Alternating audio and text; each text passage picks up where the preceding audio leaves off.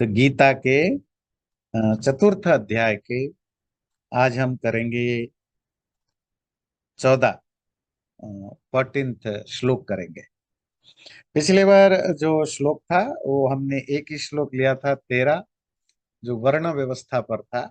चातुर्वर्णम मया सृष्टम गुण कर्म विभागश। तो उसमें हमने काफी डिटेल में डिस्कशन किया जाति वर्ण और उनकी क्या रिलेशनशिप है और कैसे इवॉल्व होते हैं। आगे की जो श्लोक है, न माम कर्माणि लिम्पन्ति न मे कर्म फले स्पृहा इति माम योऽभिजानाति कर्मभिर्न सबध्यते।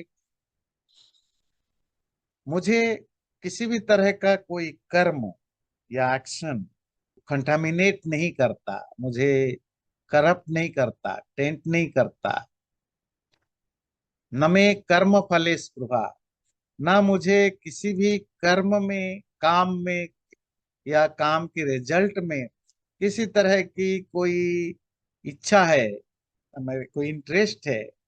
इतिमाम यो अभिजान आती, जो ऐसा मुझे जानता है, पहचानता है। कर्म भीर न सबध्यते, वो कर्मों के किसी भी कर्म से बॉन्डेड या एंटेंगल्ड या बंधा हुआ नहीं होता है। तो हम ईश्वर के अर्थ लेंगे नाम की जगह।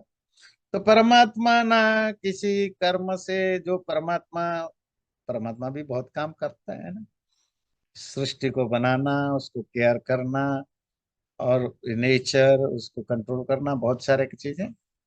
पर ईश्वर ना किसी कर्म को करता है, उसकी उसकी फल से उसको कोई इंटरेस्ट है, उसको अपना कोई सेल्फ इंटरेस्ट है। ना उसका कोई भी कर्म करता है उसके साथ कोई अटैचमेंट है। ना कर्म करने के कारण से वो कंटामिनेटेड या दूषित होता है। कर्म करने से हम दूषित कैसे होते हैं, बड़ा ध्यान दीजिएगा। आजकल सपोज हम लोग, आप लोग कहीं भी जाइए, कहीं भी बैठिए, 24/7 आपकी जो आइडेंटिटी है ना, अब वो क्या बन गया। आप एक इंजीनियर है, अब कहीं भी जाओ आपकी इंट्रोडक्शन उसी से होता है। प्रोफेशन से अपने आप को आइडेंटिफाई कर। आप पॉलिटिशियन है, अगर पहली स्टेटमेंट में नहीं होता है, 4-5 वाक्य बोलने के बाद फिर वही आ जाता है। हमारी जो आइडेंटिटी है, हमारे प्रोफेशन, हमारी जॉब, हम जो काम करते हैं उससे होता है। हमारी आइडेंटिटी, हमारी जो सोशल स्टेटस है वो भी अपने इसी तरह के कर्मों से होता है। अच्छा या बुरे की बात नहीं है, आप कैसा काम करते हो, उसमें कितना पैसा मिलता है, कितना इज्जत मिलता है, उससे अब हम आइडेंटिफाइड। हमें बस यही पता है कि मेरा नाम ये है और मैं इंजीनियर हूँ, डॉक्टर हूँ, लॉयर हूँ, प्रोफेसर हूँ, ये हूँ, सो एंड बिजनेसमैन हूँ, ये करता हूँ, ये करता हूँ, या योगा सिखाता हूँ, धर्म सिखाता हूँ, ये करता हूँ, बाबा हूँ, आचार्य। ये सब तुम्हारी टाइटल्स हैं, ये सब तुम्हारे एक्सटर्नली इम्पोज किए गए हैं। आप ये नहीं हो। पर हम इन्हीं चीजों से अपने आप को आइडेंटिफाई करते हैं ना। यही तो दूषण कंटामिनेटेड हो गया। जो तुम नहीं हो, तुम पूरी जिंदगी उसी से ही अपने आप को आइडेंटिफाई करते हो। अगर वो भी नहीं रहा, मैं अमुक का बच्चा हूँ, अमुक गांव का रहने वाला हूँ, अमुक देश का रहने वाला हूँ, अमुक रिलीजन को बिलोंग करता हूँ, ये जितने भी हम पैदा होने के बाद से मरते दम तक जिन चीजों से अपने आप को आइडेंटिफाई करते हैं, उनमें से कोई भी चीज तुम्हारी आइडेंटिटी नहीं है। पर हम इससे आइडेंटिफाई करते, मतलब जो कर्म हम करते हैं उन्हीं चीजों के साथ हम इतने ज्यादा घुल मिल गए हैं कि हमारी जो ओरिजिनल आइडेंटिटी है वो कहीं कंटामिनेटेड हो गया, वो दूषित हो गया है, वो मिक्स्ड हो गया है। जो आत्मा है या परमात्मा है, ईश्वर है ना, उनको वो कर्म इस तरह के कंटामिनेट या दूषित या प्रदूषित नहीं करता। सब कुछ करने के बाद भी उनकी जो शुद्ध स्वरूप है, शुद्ध स्वरूप समझते हैं, जो उनकी ओरिजिनल फॉर्म है, जो उनकी प्योर फॉर्म है, वो प्यूरिटी बनी रहती है। हमारी प्यूरिटी थोड़ी दिन के बाद, पैदा होने के दो चार, तो एक दो साल के बाद धीरे धीरे नष्ट हो जाती है। हम अपने किसी दूसरे चीजों से अपने आप को आइडेंटिफाई करते हैं, और इतनी आदत बन जाती है, इवन सपने में भी हम अपने आप को उस रूप में नहीं देखते जो मैं हूं। कोई पूछे आप कौन हो, हम यहीं से शुरू करते हैं ना, कि मैं बिजनेसमैन हूँ, मैं इंजीनियर हूँ, मैं रिटायर्ड लाइफ जीता हूँ, है ना, मैं आचार्य हूँ, मैं ये हूँ, घोड़ा पालता हूँ, मैं मछली जो भी आप करते हो, वही आपकी आइडेंटिफिकेशन हो जाती है। सपने में भी वही होता है, जिंदगी में भी वही होता है। पर इनमें से कोई भी चीज हम नहीं है, ये सब हमारे कर्म है। हर कर्मों से हम अपने आप को अटैच कर लिया। आत्मा या परमात्मा मतलब चेतन तत्व, इट्स नॉट अबाउट केवल परमात्मा। चेतन किसी भी कर्म से आइडेंटिफाई नहीं होता, और परमात्मा तो बिल्कुल नहीं होता। आत्मा शरीर के कनेक्शन के कारण संसारिक चीजों से न केवल जुड़ता है, और अपने आप को उसी तरह आइडेंटिफाई करने लगता है। और दूसरा, न में कर्म फले स्पृहा, कर्म फल में भी कोई इच्छा नहीं है, पर हमें है। हम इनडायरेक्टली भी करते हैं। मैं उन लोगों की बात नहीं कर रहा हूं जो एक एक सर्टेन एनलाइटनमेंट के स्टेज में चले गए। इवन हम अच्छे काम भी करते हैं, किसी को हेल्प करते हैं, कुछ करते हैं। हो सकता है हमारी कॉन्शस माइंड, ध्यान से सुनिए, कॉन्शस माइंड ये कहता हो कि नहीं, इसके बदले मुझे कुछ नहीं चाहिए, तो मुंह में बोलते भी नहीं है। और कॉन्शस माइंड भी शायद नहीं कहता हो, पर सबकॉन्शस में कहीं छुपा रहता है कि इसके रिजल्ट मेरे से अटैच्ड हो। कैसे पता लगता है? जब कोई हमें अप्रिशिएट करता है उस काम के लिए, हमें अंदर से खुशी हो जाती है, हम उसको एक्सप्रेस करें ना करें। ये जो खुशी होना, यही कहता है कि सबकॉन्शियस में हम भी उस कर्म के रिजल्ट की इच्छा कहीं ना कहीं, इवन कॉन्शियसली नहीं तो सबकॉन्शियसली तो हमारे अंदर वो रहता है।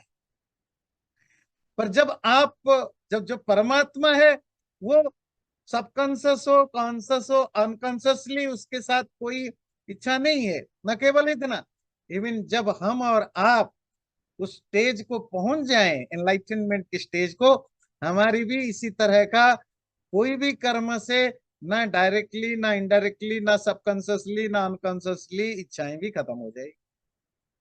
ये that is the pure form of our own identity.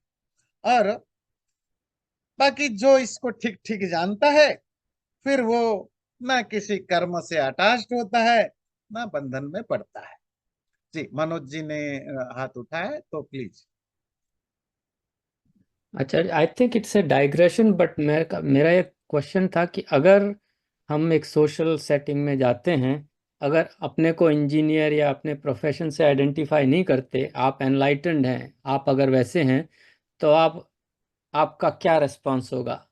How would you identify yourself if you are not identifying with these kinds of things?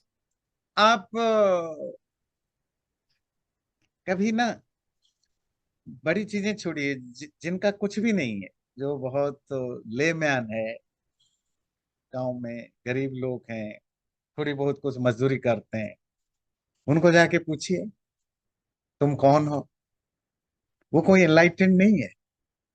वो ये भी नहीं बनाएंगे कि मैं किसान हूँ, ये भी नहीं बताएंगे कि मैं मजदूर हूँ। बताएंगे मेरा नाम ये है। फिर आप खोदेंगे कहाँ घर है, यहाँ पर है ना। तो आप देखेंगे वो इतनी जल्दी अपने आप को किसी चीज से आइडेंटिफाई करके नहीं बोलते हैं, क्योंकि that is the natural state of our existence. जैसे जैसे हम पढ़े लिखे होते हैं, या हमारे पास जब कुछ होने लगता है, कुछ होने लगता है, कुछ दिखाने लायक, कुछ बताने लायक, फिर हम उससे आइडेंटिफाई करने में लग जाते हैं। हम जो करते हैं, बात ये नहीं कि ये गलत है, या ये कोई रॉन्ग पोर्ट्रे किया जा रहा है, या it should not be done like this way, नहीं, ऐसा कुछ नहीं है। ये ये जस्ट डिफरेंसेस बताते हैं कि परमात्मा और एक दूसरे लोगों में क्या फर्क है। और यहाँ तो परमात्मा की बात हुई, मैंने फिर जोड़ा कि जो एनलाइटेंड होते हैं वो भी फिर उस स्टेज में आ जाते हैं। इसका बिल्कुल यह अर्थ नहीं है कि कर्म करने पर जब हम बंध जाते हैं ये समथिंग रॉन्ग, समथिंग बैड, नहीं। ये नेचुरल है, जो कुछ नेचुरल है वो तो है ही, है ना। हम यही करेंगे। पर एक जब स्पिरिचुअली एनलाइटनमेंट के स्टेज पर और उससे पहले की जो जो जो लाइफ है, उसमें जमीन आसमान के अंतर होता है। पर इट डजंट मीन कि वो उसको कोई रॉन्ग वे में पोर्ट्रे करने की कोशिश करता है। ये एक फैक्ट को बताया जाता है कि ऐसा ही हम होते हैं। There is nothing wrong to identify with that, है ना। आचार्य जी, जैसे मैं समझता हूँ कि एक तो व्यवहार की चीज है, जो व्यवहार में आपको, मेरा नाम ईश्वर सिंह है, व्यवहार में मगर एक सबकॉन्शियस लेवल पे और मेंटल अवेयरनेस के लेवल पे ये रहना कि उसमें ईगो ना डेवलप हो। मैं इंजीनियर हूं तो मेरे अंदर वो ईगो ना आ जाए, या तो जो व्यवहार में तो जो आपको करना है, I have to introduce myself as a whatever my physical profession and identity, job what external ever. Identity. But at a subconscious level पे आई थिंक ये मेंटल लेवल पे जो है आपको अंदरली यू नो कि I am, this is just to act in this world really, which is a created, and this identity I've been given really, that's how everybody else would understand me. But at a some conscious level, I know who am I really. And I think that's my understanding कि व्यवहार में तो आपको करेंगे ही आप, उसमें तो आप, you can not take away जो हाँ, भी आपकी ठीक है, फिजिकल वो पॉइंट आइडेंटिटी, आपका मिल गया, नाम है, ठीक है। रिकग्निशन है। तो जब भी आप कोई भी शास्त्र पढ़ते हैं, इस तरह की चीजें आता है ना, उसमें किसी को कोई जैसे मैटेरियलिज्म और स्पिरिचुअलिज्म पर भी बात होती है, तो फट से हम डिफेंसिव हो जाते हैं। नहीं, शास्त्र उसको क्रिटिसाइज नहीं कर रहा है कि मैटेरियल लाइफ को एंजॉय करना बुरा है। वो जस्ट कह रहा है, वो फैक्ट को बताता है, ऐसे ही होता है दुनिया। और जो उस जो दूसरे स्टेज पर जाता है, वो सब उसका छूट जाता है ना। नहीं, तो इसको कोई भी क्रिटिसाइज नहीं करता है कि हम आइडेंटिफाई क्यों करते हैं, नहीं करना चाहिए। और जब भी अगेन देखिए कहाँ से प्रॉब्लम होगा। सपोज मैं आपको अभी बताता कि ये सब करना अच्छा नहीं है, मैं मनोज जी को दूसरी तरह से आंसर दे सकता था। आप सोचिए कि मैं तो मनुष्य हूँ, है ना। जैसे श्वेता श्वेतर हुए, उसके स्टाइल में मुंडक उपनिषद या दूसरे के स्टाइल में बोलिए, है ना। मैं कौन हूं, मैं खुद ही नहीं जानता। ये ड्रामाटिक थियरिटिक ना, जिसको कहते हैं थिएटरिकल स्टाइल होता है। अंदर तो कुछ है ही नहीं। ये हिपोक्रेसी को क्रिएट करता है ना। नहीं, ऐसा कुछ बोलने की जरूरत नहीं कि जैसे कुछ लोग बोलते हैं ना, आपका तो बड़ा खूबसूरत घर है, अरे सब आपकी कृपा से है ना। अब इसको क्या कहेंगे, आपकी कृपा से जी कैसे हैं पहले तो कोई बोलेगा भगवान की कृपा से, अब आप बोल देते हैं आपकी कृपा से। सचमुच जीरो, उसकी सेंटेंस में जीरो, जीरो फीलिंग है उसका कि सचमुच मेरी कृपा से उसका घर बन गया। उसका घर बनने के बाद मैं आया तो मेरी कृपा से कैसे बना। ये तो एक हिपोक्रेसी टाइप की या सोशल मैनर या जो भी कहिए, दैट्स ए डिफरेंट थिंग, है ना। आप मुंह में क्या बोलते हैं। नहीं तो फिर मैं अगर बोलता कि आप ऐसा बोलिए, तो इसका मतलब है कि मेरे सजेशन को कुछ सपोज आप में से कुछ लोगों ने एक्सेप्ट कर लिया। अच्छा, आचार्य जी ने कहा ऐसा ही बोलना चाहिए, हो सकता है आपकी लाइफस्टाइल ही ऐसी हो जाओ। तो मैं मेरी बातों से आप क्या बनेंगे, स्पिरिचुअल नहीं बनेंगे, हिपोक्रेट बन जाएंगे। इसीलिए बात समझ में आती है। इसीलिए ऐसा नहीं है कि कोई क्रिटिसाइज कर रहा है कि ये गलत है, सही है। दिस इज द फैक्ट, ऐसा ही सब लोग करते हैं। और इसका अपोजिट क्या है, जो चेतन के कॉन्टेक्स्ट में या जो जो स्पिरिचुअली एनलाइटेंड के कॉन्टेक्स्ट में, वो बताया जा रहा है। तो आपको जरूरत नहीं बोलने की कि आप भगवान की कृपा से या आपकी कृपा से मेरा घर बड़ा है, कोई जरूरत नहीं है। आप आपको किसी ने कहा आपका घर सुंदर है, आप सिर्फ थैंक यू भी बोल सकते हैं और खुश भी हो सकते हैं। कोई ईगो नहीं झलकता है। आप भगवान की कृपा, आपकी कृपा बोलने से आप ज्यादा विनम्र बिल्कुल नहीं दिखते हैं। अब मुझे तो बिल्कुल नहीं ऐसा कोई व्यक्ति विनम्र नहीं लगता जो बोलता है भगवान की कृपा से सब ठीक है। आप बोले ना बोले doesn't matter, it's all about how do you feel. अगर आप दिल से फील करते हो कि ये भगवान की कृपा से है, वो आपकी पर्सनालिटी को चेंज करेगा, आपकी एटीट्यूड को चेंज करेगा। मुंह में आप कुछ भी बोल दो, सारी दुनिया तो आजकल मुंह में ही आई लव यू बोलने वाले सबसे ज्यादा खतरनाक होते हैं। और जो कभी आई लव यू नहीं बोलता, उसके लव कुछ ज्यादा ही तो ऑथेंटिक मिलते हैं। मैं ये नहीं कह रहा हूँ कि हर कोई आई लव यू बोलने वाला ऑथेंटिक नहीं होता है। इवन आप नहीं भी बोलोगे तो भी ऑथेंटिक लव हो सकता है, बोलने पर भी। हम तो देखते हैं आई लव यू बहुत ज्यादा बोलने वाले में से 50 to 60% तलाक हो जाता है जल्दी, है ना। वेस्टर्न कल्चर में आई लव यू हर तक पूरे 24 घंटे में 2400 बार बोलना पड़ता है। और इसी वेस्टर्न कल्चर में ही सबसे ज्यादा डिवोर्स की केसेस आते हैं। और जो ट्रेडिशनल हमारे पेरेंट्स ग्रैंड पेरेंट्स वगैरह हैं, हो सकता है उन्होंने लाइफ में एक बार भी अपनी पत्नी को या पति को आई लव यू ना बोला हो। उनको बोलो भाई बोलो आई लव यू, शर्मा के भाग जाते हैं। पर उनका तो इसीलिए हम हम क्या एक्सपीरियंस करते हैं वो एक अलग चीज है। मैं उसको भी क्रिटिसाइज नहीं कर रहा हूँ, वो सही है कि गलत है। It's all about what you are feeling.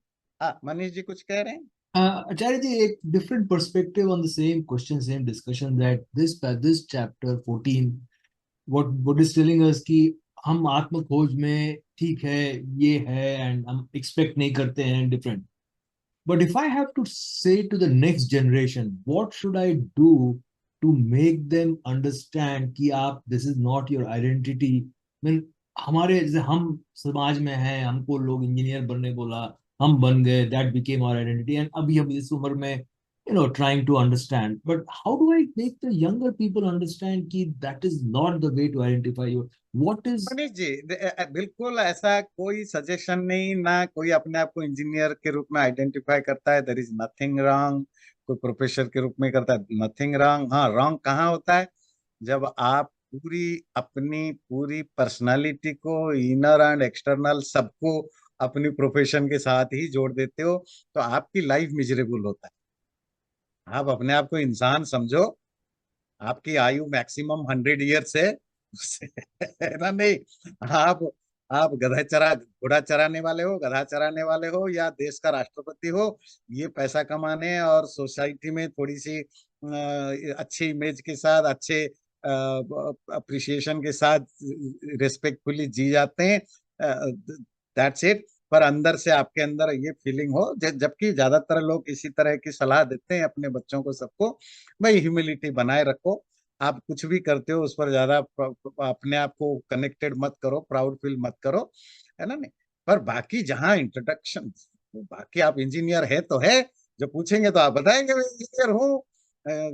आपका बड़ा घर है तो है, थैंक यू वेरी मच, और क्या कर सकते हैं। अब क्यों कहेंगे कि नहीं बड़ा घर नहीं है तो झोपड़ी है?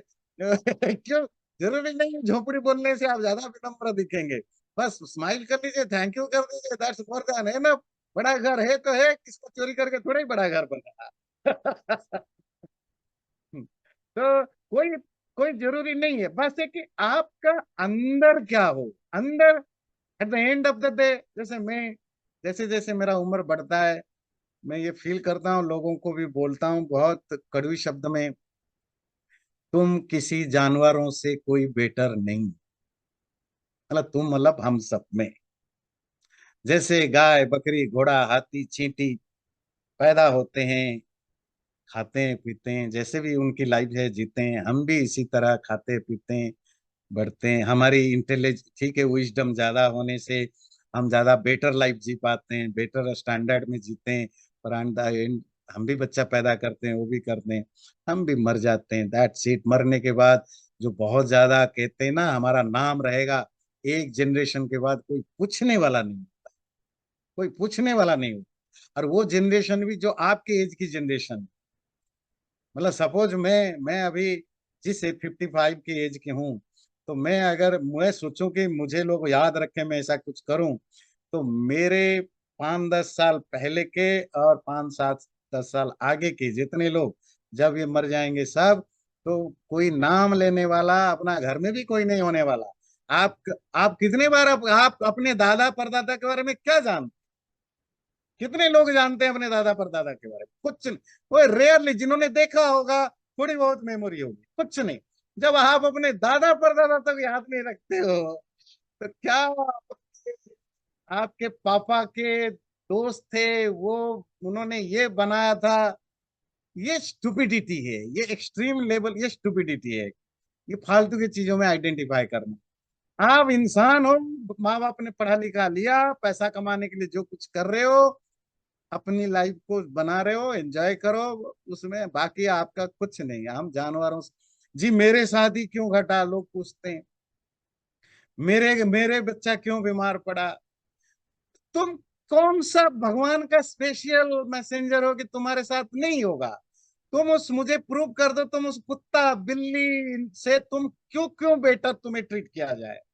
कुत्ता मर जाता है, पूछते हो कि उसके, कुत्ता पूछता है कि मेरे साथ क्यों हुआ, तो तुम मर गए या मैं मर गया तो क्यों हम, क्योंकि ये फालतू के ईगो हमारे अंदर पैदा किया गया। हम मनुष्य हैं, हम तो बहुत बड़े हैं। ये किसने क्रिएट किया? हमने ही क्रिएट किया, हमारी सोसाइटी ने क्रिएट किया। ये नेचुरल नहीं है। तो मैं तो जैसे जैसे मेरा उम्र बढ़ता है, मैं अपने आप को कुत्ता बिल्ली से ज्यादा बेटर समझता नहीं। और मैं सबको भी बोलता हूँ, तुम कौन से कुत्ता बिल्ली से बेटर नहीं। वो भी एक्सीडेंट में मरते हैं, तुम भी मरोगे। अब ये, जब लाइफ में प्रॉब्लम आए, स्टॉप आस्किंग दिस मेरे साथ क्यों हुआ। मैं हमेशा पूछता हूँ तुम्हारे साथ क्यों नहीं होगा, ये पहले बता दे। ये एटीट्यूड जब आ जाएगा ना, लाइफ ज्यादा आसान हो जाएगा। बाकी इससे और कोई फर्क नहीं पड़ता। इससे नहीं कि आप हम्बल हो जाते हैं, वो नथिंग। बस आपकी अपनी लाइफ ही बीमार, जब आपके लाइफ में कुछ बुरा होता है ना, तो आप फिर समझेंगे इस सब किसी के भी साथ हो सकता है, मेरे साथ को। बस आपके एटीट्यूड बदलता है। तो एवं ज्ञात्वा कृतं कर्म पूर्वैरपि मुमुक्षुभिः कुरु कर्मैव तस्मात् त्वं पूर्वैः पूर्वतरं कृतम्। एवं ज्ञात्वा, ये जो अभी बताया, या हमने तो ज्यादा ही डिस्कशन किया इस टॉपिक पर, इस तरह की चीज को जानकर, जानने के बाद, जैसे तुम्हारे पूर्वज एंसेस्टर मुमुक्षुओं ने, मुमुक्षु कहते हैं मुक्ति या लिबरेशन की इच्छा रखने वाले लोगों ने जैसा काम किया, कुरु कर्मेव तस्मात् त्वम्, उसी तरह के तुम भी कर्म करो। पूर्वे ही पूर्वतरम कृतम, जैसा कि तुम्हारे पूर्वज या एंसेस्टर्स ने किया है। श्लोक तो सिंपल था कि कर्मों में, कर्म से कंटामिनेटेड ईश्वर नहीं होता, ना स्पृहा उसकी कोई इंटरेस्ट रहता है। और तुम भी ये जान कर अपने पूर्वज मुमुक्षुओं की तरह कर्म करता है। पूर्वज तो क्लियर है, एंसेस्टर्स। मुमुक्षु, मुमुक्षु का अर्थ होता है मोक्षम प्राप्तुम इच्छुक, जिस व्यक्ति की इच्छा मोक्ष पाने की हो। मोक्ष का लिटरेरी मीनिंग क्या है? आजादी, फ्रीडम, लिबरेशन, ये उसकी लिटरेरी मीनिंग है। लिबरेशन किससे? जिससे भी दुख होता हो। देखिए, हर व्यक्ति पैदा होने के बाद से ही मुमुक्षु होता है, लिबरेशन पाने की कोशिश करता है, आजादी पाने की कोशिश करता है, दुखों से, परेशानियों से, दूसरों के द्वारा डोमिनेटेड होने से। आप देखिए, 1-1.5 साल बच्चे को, बच्चा 1-1.5 साल चलना भी थोड़ा लग जाए ना, फिर आप उसका हाथ पकड़ो और हाथ छिड़क देगा। क्यों? अब अब मैं, मुझे अब डिपेंडेंट नहीं, अब मैं इंडिपेंडेंट हो गया, आई डोंट नीड यू, है ना? नहीं, मतलब बच्चा जैसे ही चलने के लिए खड़ा होता है, वो आपको हेल्प मांगता है। जैसे ही वो थोड़ा अपने आप चलता है, गिरता है, अब आपका हाथ नहीं पकड़ने वाला। और आप जबरदस्ती पकड़ते हो तो परेशान होता है, रोता है। तो हर वो व्यक्ति बाय नेचर इंडिपेंडेंसी ढूंढता है, फ्रीडम ढूंढता है, जहां से भी दुख आए। पर ये तो हम कोशिश भी करते हैं। पैसा आप क्यों कमाते हैं? इसीलिए कि लिबरेशन हो, है ना? दुख से, परेशानियों से, पॉवर्टी से, बीमारी से घर क्यों खरीदते हैं? आप कुछ भी, हम कुछ भी करते हैं, उसके बैकग्राउंड में यही सेंस है कि हमें कुछ चीजों से छुटकारा मिले। इवन जब आप सेविंग भी करते हैं, बहुत ज्यादा भी सेविंग करते हैं, इस आशा से कि मेरे मरने के बाद मेरे बच्चों का भी कष्ट ना हो, उसमें भी लिबरेशन है, आपका नहीं, अपनी फैमिली। पर ये जो लिबरेशन के लिए कोशिश है, ये बड़ा टेम्पररी लिबरेशन मिलता है ना। अब उन्हें आप एक्सरसाइज करते हो, चलो बीमारी नहीं होगी, तो बहुत सारे एक्सरसाइज करने के बाद भी बीमारियां आ जाती है। तो आप किसी भी तरीके से परमानेंटली परमानेंटली एब्सोल्यूट तरीके से किसी भी दुख से छुटकारा नहीं पा सकते। आप एक टेम्पररीली और एक मिनिमम उसके साथ, क्वांटिटी के साथ आपको दुख से, दुख हो सकता है, टेम्पररीली दुख से छूट मिल सकता है। आप, हो सकता है आपकी गरीबी की दुख नहीं रहा, पर अशांति की दुख आ गया, तो कोई ना कोई दुख सुख लगा रहता है।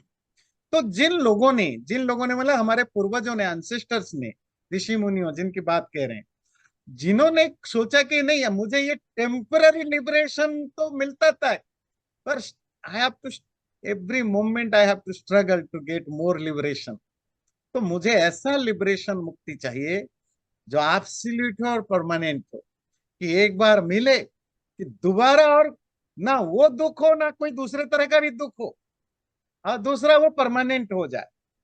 तो उन्होंने जो रास्ता निकला, उसी को आप स्पिरिचुअलिटी कहते हैं, अध्यात्म कहते हैं, है ना, जो गीता में आप पढ़ रहे हैं और आगे भी पढ़ेंगे।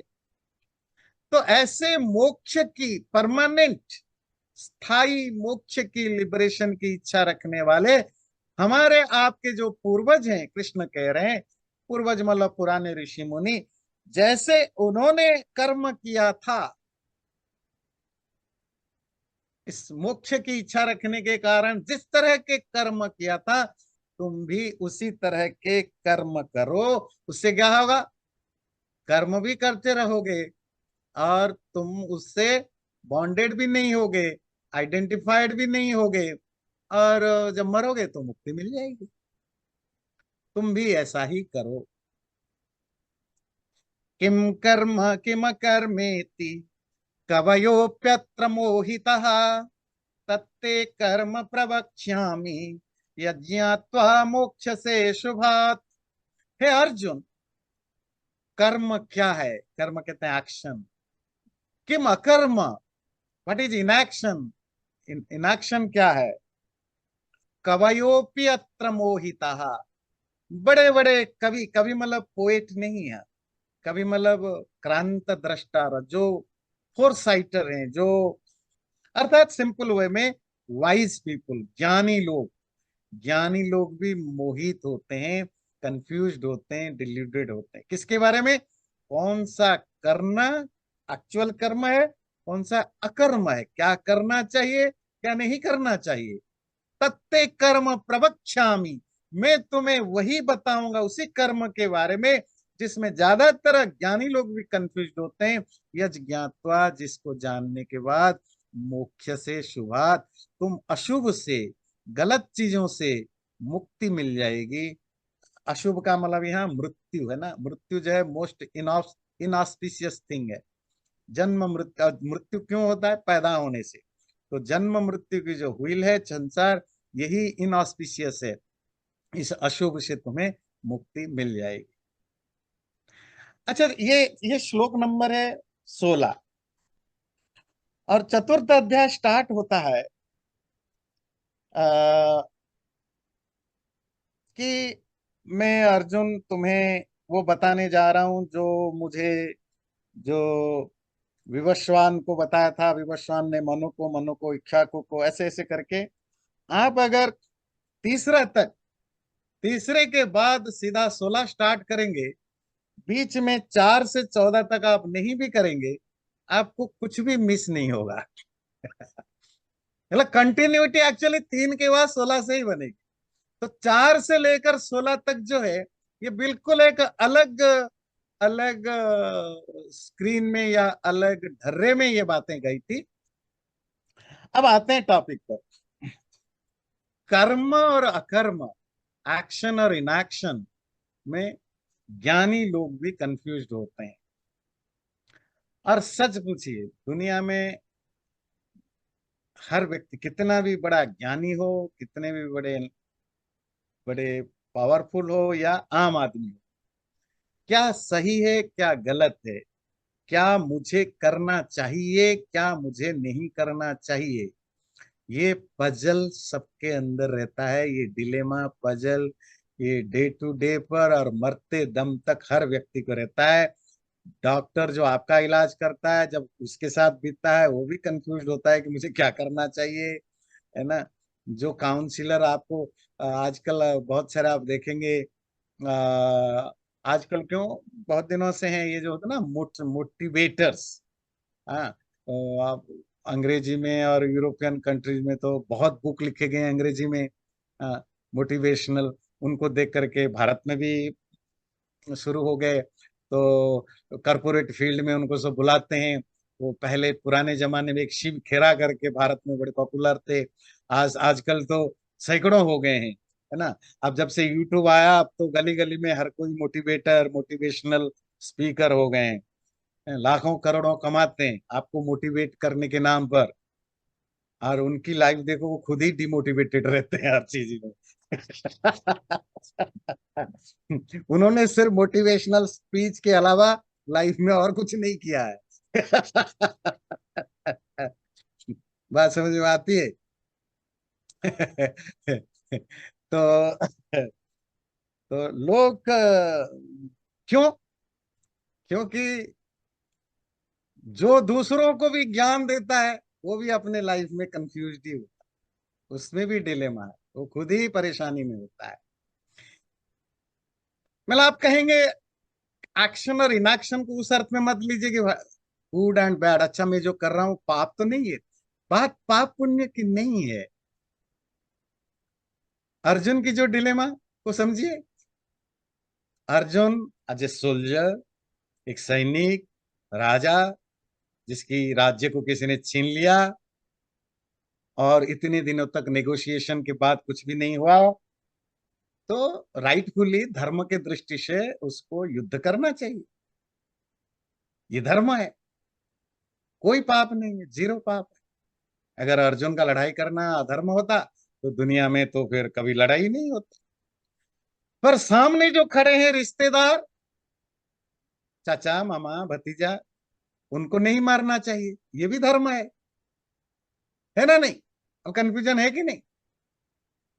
माँ बाप की लड़ाई होती है, किसका साथ दें, है कि नहीं कंफ्यूजन? बॉस ने बोला 2 हफ्ते तक बिल्कुल छुट्टी नहीं, प्रोजेक्ट बहुत लास्ट मोमेंट पर है, कोई छुट्टी नहीं, सब कैंसल, नहीं तो फिर नौकरी से जाओ। और तभी पत्नी बीमार पड़ गई, या बच्चे की टेस्ट है, पत्नी डांट रही है, क्या कर रहे हो, बाप हो, बच्चे का भी तो ध्यान रखो। आपको गिल्ट फीलिंग है, मैं पत्नी बीमार, अगर पत्नी हो गई उसका सुनो, या बच्चों की कुछ प्रॉब्लम है जिसको मुझे अभी सॉल्व करना है उसका देखूं, या ऑफिस का प्रोजेक्ट लटका हुआ है उसका करो। है ना डिलेमा? अब जिसको भी चूज करेंगे गलत करेंगे। पत्नी बच्चों का साथ दें, जब जाएगा तो भी गलत, जब का साथ दें पत्नी बीमार है, वो कल ठीक तो हो जाएगी, फिर आपको गिल्ट फीलिंग होगा। आप सोचते जाइए एवरी सिंगल मोमेंट, पूरे दिन में, जब हम 24 घंटे में से 8 10 घंटे 12 घंटे जगे हुए होते हैं, उन 12 13 14 घंटे में रोज दर्जनों छोटे बड़े कंफ्यूजन होते हैं। फिर हम उस कंफ्यूजन में कोई ना कोई रास्ता निकाल के सोल्यूशन निकालते हैं, sometime right sometime wrong sometime mistake sometime. Life में कभी कभी बड़ी बड़ी डिसीजन लेनी होती है, समटाइम राइट समटाइम। क्यों? हमें समझ में नहीं आता है कि ये इनमें से कौन सा एक्शन है, आप करने लायक है, कौन सा नहीं करने लायक है। समझ? ये एक ह्यूमन डिलेमा कॉन्स्टेंटली है, रहेगा, रहता है। हर बड़े बड़े ज्ञानी विद्वानों का भी होता है, मोटिवेशनल स्पीकर्स भी बड़े कंफ्यूज रहते हैं अपने लाइफ में। बोलना तो आसान है।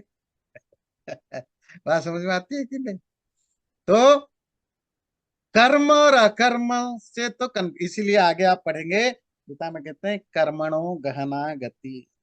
ये जो कर्म है ना, इसको मतलब डिटेल में समझना वेरी हार्ड। इवन जो लॉ ऑफ कर्मा, जो मोस्ट ऑफ लोग, आप या बहुत सारे लोग जो पढ़ते लिखते हैं, उनको लगता है कि हमें पता है कि कर्म सिद्धांत क्या है, बहुत सारे है ना।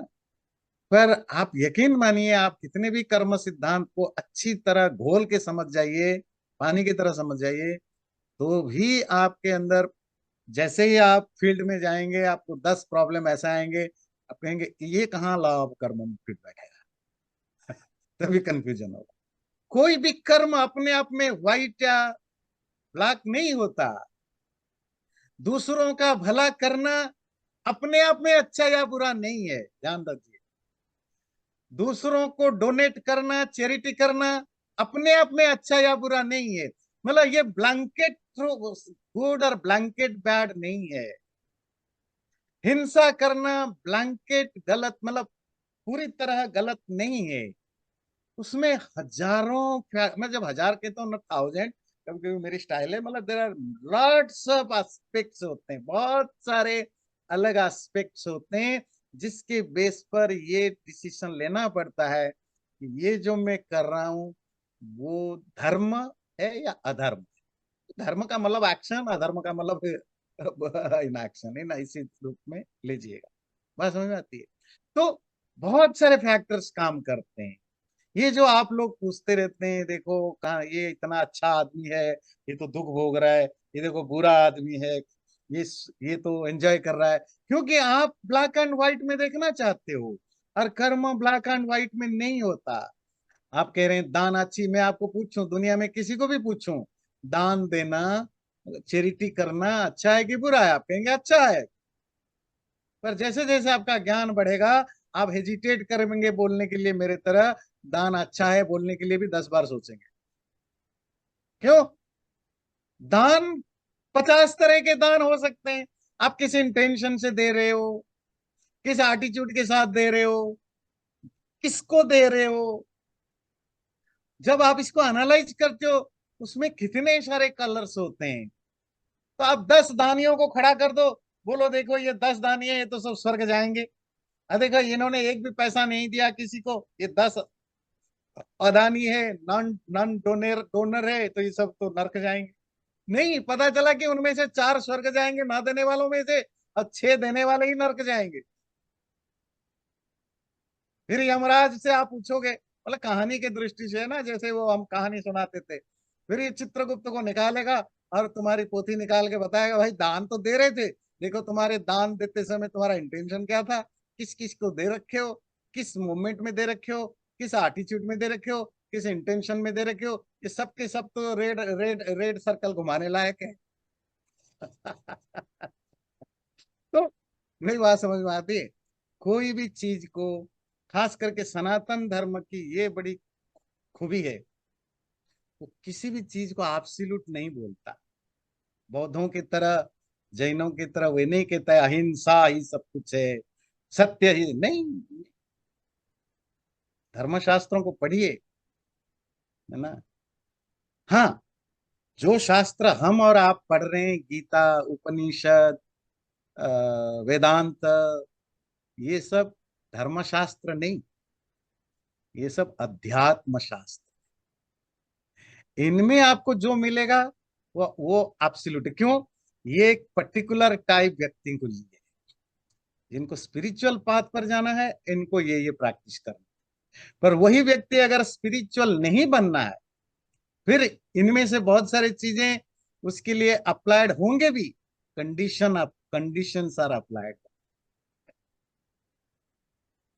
तो वैसे हम, ऐसा नहीं कि मैं सिर्फ ऊपर ऊपर बोल के आगे बढ़ जाऊंगा।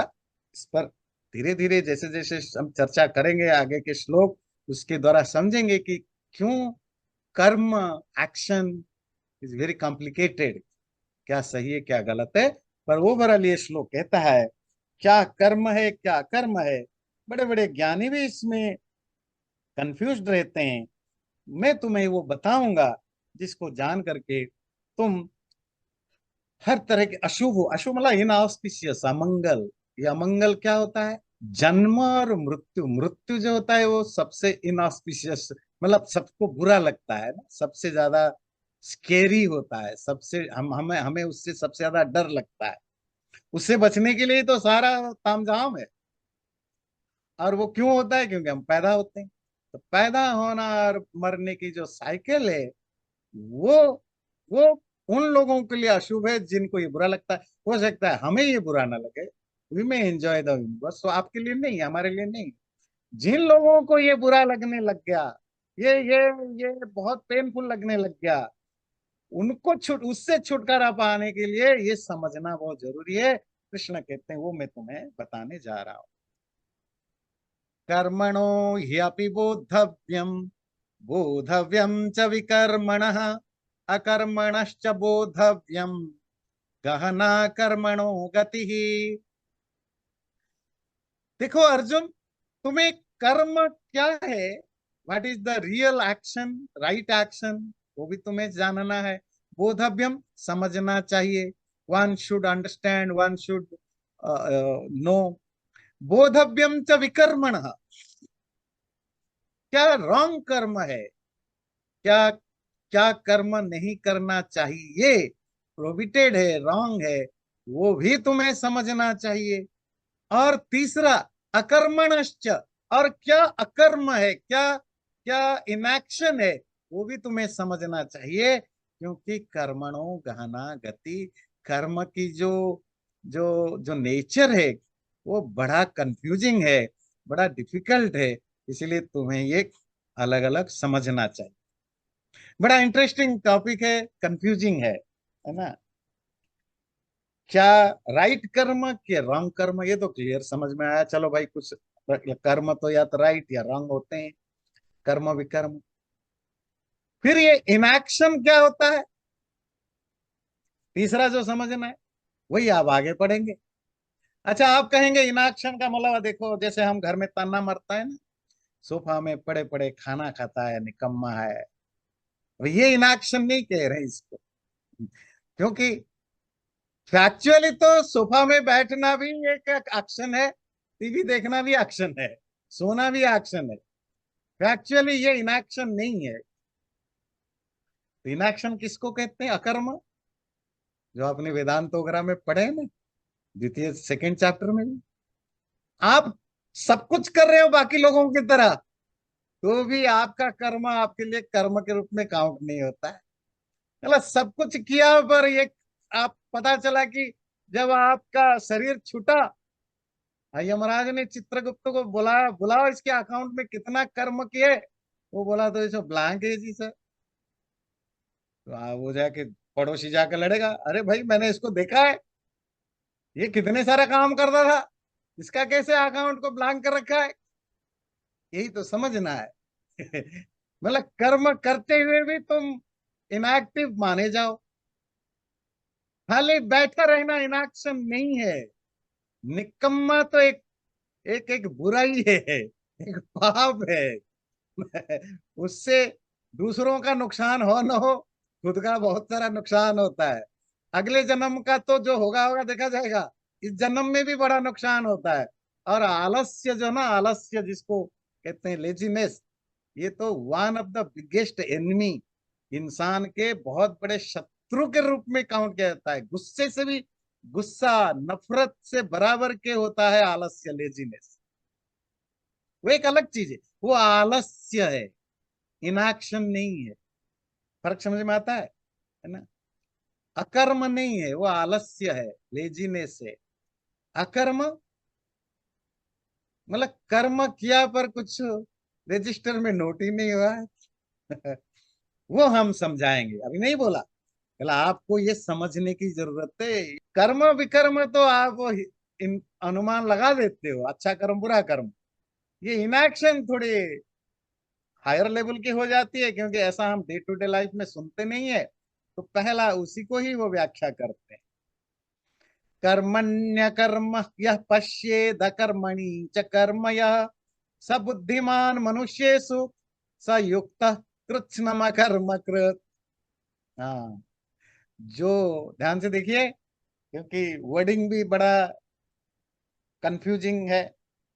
जो कर्म में अकर्म को देखता है, person who sees an action as inaction, अकर्मणि च कर्मजः, और अकर्म को कर्म के रूप में समझता है, मतलब person who sees inaction as an action, सब बुद्धिमान, वही स्मार्ट है, वही वाइज है, वही बुद्धिमान है मनुष्येषु।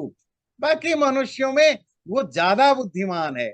सयुक्त, वही योगी है, वही ट्रांसेंडेंटल है। कृत्स्नम अकर्मकृत, और उसका कोई भी कुछ भी, कृत्स्नम मतलब ऑल टोटल, ऑल एग्रीगेटेड कर्म अकर्म में काउंट होगा। देखिए आप कर्म करते हैं कि नहीं, ध्यान से देखिए। अगर आप कर्मों को अकर्म समझते हैं में सर खुजलाने लायक तो होता ही है कि अगर हम एक्शन को इनएक्शन के रूप में देखते हैं, इनएक्शन को एक्शन के रूप में देखते हैं, तो फिर आपका एक्शन इनएक्शन ही होगा। ये श्लोक हम अगले बार करेंगे, क्योंकि थोड़ी सी इसमें टाइम स्पेंड करने की जरूरत है कि क्या कहना चाहते हैं क्या नहीं। चैनल को सब्सक्राइब जरूर करें और वीडियो अच्छा लगे लाइक भी जरूर करें।